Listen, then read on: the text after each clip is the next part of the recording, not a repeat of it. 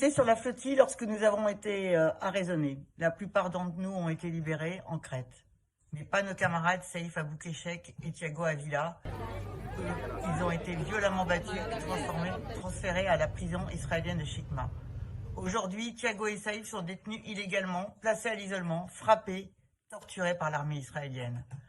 Hier, leur détention arbitraire et illégale a été prolongée jusqu'au 10 mai, sous des chefs d'accusation infondés qu'Israël est incapable de prouver.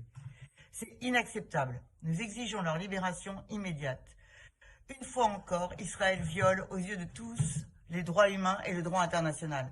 Le Brésil et l'Espagne ont dénoncé cet acte illégal de piraterie et cette détention illégale. Le silence complice de la France et de l'Union européenne n'en est que plus assourdissant. Le groupe communiste portera au prochain Conseil de Paris un vœu pour que Paris se positionne et agisse en faveur de la libération de Thiago et Saïf.